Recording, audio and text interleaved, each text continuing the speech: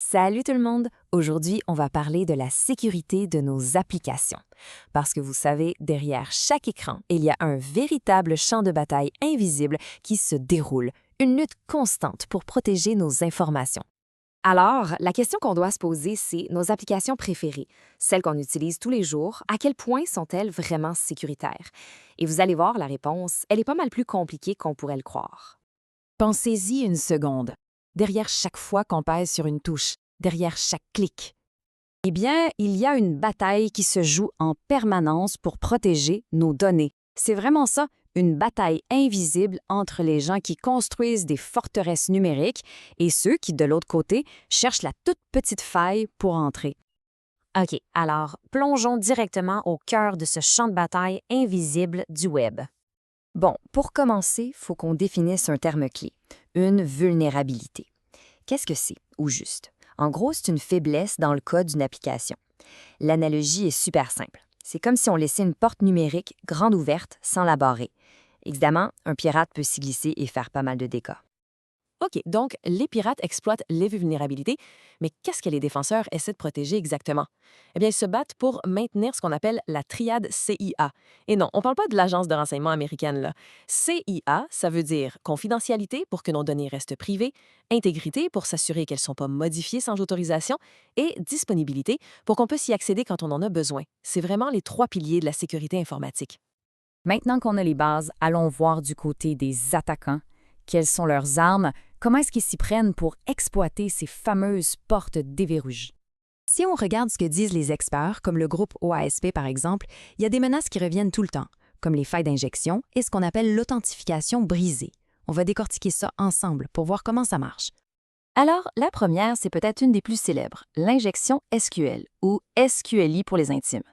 Le concept est assez simple en fait. Un pirate va insérer un petit bout de code malveillant dans un champ de saisie, pensez à un formulaire de connexion par exemple.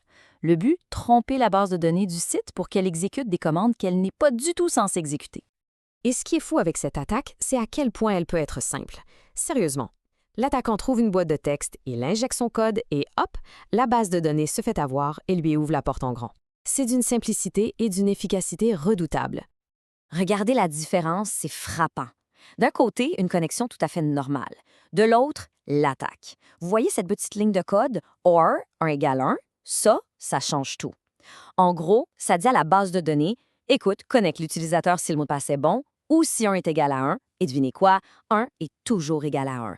Le système dit OK, c'est vrai, et laisse passer le pirate. C'est brillant et terrifiant en même temps. OK, passons à une autre grosse menace, l'authentification brisée. Comme le nom l'indique, ça touche à la façon dont on s'identifie. Et très souvent, le cœur du problème, c'est la gestion des mots de passe. Et là, le point super important, c'est que même un mot de passe qui est haché, c'est-à-dire transformé en une chaîne de caractères qui a l'air aléatoire pour le rendre illisible, peut être vulnérable. Si le site utilise un vieil algorithme de hachage, un pirate peut voler cette version brouillée. Ensuite, il utilise ce qu'on appelle une attaque par force brute. Il essaie des milliards de combinaisons jusqu'à ce qu'il trouve la bonne et retrouve le mot de passe original en clair. Bon, c'est un peu déprimant tout ça, non? Assez parlé des problèmes. Passons aux solutions. Voyons comment les développeurs, les défenseurs ripostent et construisent leur forteresse numérique. OK, on se souvient de la menace de l'injection SQL, où le pirate arrive à tromper la base de données avec du code. Alors, comment on se défend contre ça? La meilleure arme, c'est ce qu'on appelle les requêtes préparées. C'est une technique de programmation vraiment intelligente qui sépare deux choses, la commande SQL et les données qui viennent de l'utilisateur. Le résultat? Le système traite tout ce que l'utilisateur écrit comme de la simple donnée, jamais comme du code. Le code malveillant du pirate devient donc complètement inoffensif. C'est comme s'il était mis dans une boîte et que le système refusait de l'ouvrir.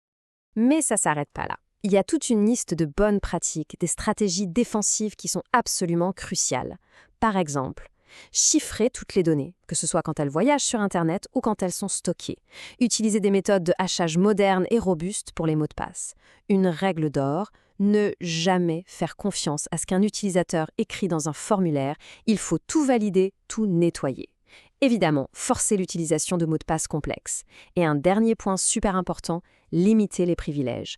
Le compte de l'application sur la base de données ne devrait avoir que le strict minimum de permissions pour fonctionner, rien de plus. Et si on veut une couche de protection supplémentaire, on peut installer un pare-feu applicatif web, un WAF. Pensez-y comme un garde du corps pour le site web. Il se place juste devant, il analyse tout le trafic qui essaie d'entrer et il bloque tout ce qui lui semble suspect avant même que ça ait la chance de toucher à l'application. C'est une défense de première ligne vraiment efficace. OK, on a vu les attaques, on a vu les défenses. Maintenant, prenons un peu de recul pour conclure. De quoi a l'air l'avenir de la sécurité sur le web? S'il y a une chose à retenir de tout ça, c'est que la sécurité web, ce n'est pas un projet avec une fin. C'est une course aux armements qui ne s'arrête jamais. D'un côté, on a les attaquants qui trouvent constamment de nouvelles failles, de nouvelles façons d'entrer. De l'autre, on a les défenseurs qui doivent sans cesse construire des murailles plus hautes et plus solides. C'est un jeu du chat et de la souris perpétuel. Ce qui nous amène à la question finale. Dans cette course aux armements numériques, est-ce que les défenseurs peuvent un jour vraiment gagner? C'est une bonne question. Et peut-être que la victoire, ce n'est pas de gagner une bonne fois pour toutes. C'est peut-être simplement de ne jamais, jamais baisser la garde. Au final, la vigilance, c'est probablement notre meilleure arme.